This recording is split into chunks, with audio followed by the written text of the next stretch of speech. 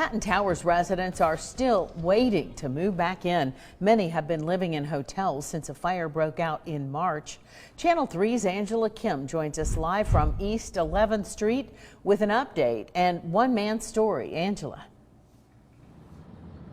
Hey Cindy, yeah, it's been almost 2 months since these residents were displaced from Patten Towers, and one big advantage of living here was the bus stop that's right across the street from them.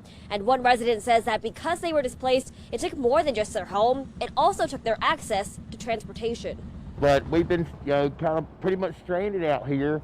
There's no bus line out here and whatnot and everything, and car caravan's been inaccessible. John Gordon is back at the Super 8 on Birmingham Highway after spending several days in the hospital. He's not sure how he'll get back to the hospital to see his doctors. My cardiologist, endocrinologist, my specialists are down at Erlanger Hospital and at Memorial, and I haven't been able to get there.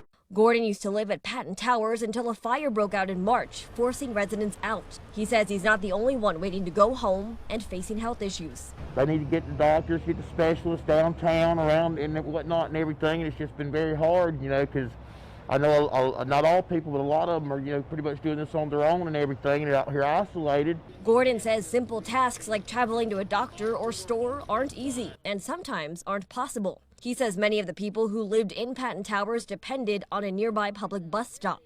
People in wheelchair, older people out here waiting on the Wednesday when they were promised that the city bus was going to come, and they're standing out there and get stood up, no way to go to Walmart. He says there's still no clear date on when he can return to Patten Towers or when he'll have access to transportation. There's still no definitive timeline about when the building will be complete, so we're kind of in limbo.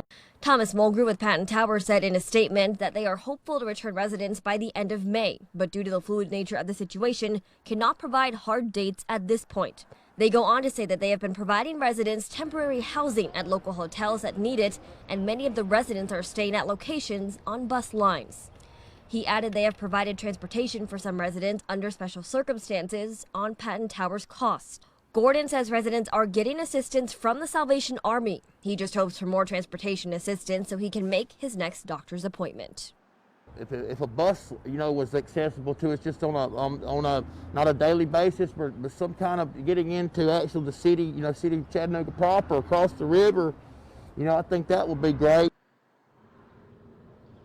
Now, Mayor Tim Kelly did previously tell Channel 3 that addressing the Patten Tower concerns is a priority for him. And we did reach out to his office earlier today, and they say that they have teamed up with a Salvation Army navigator to help these residents get the resources that they do need. And they also are working with the owner of Patten Towers as another way to get these residents these resources. For now, reporting in Chattanooga, Angela Kim, Channel 3 Eyewitness News.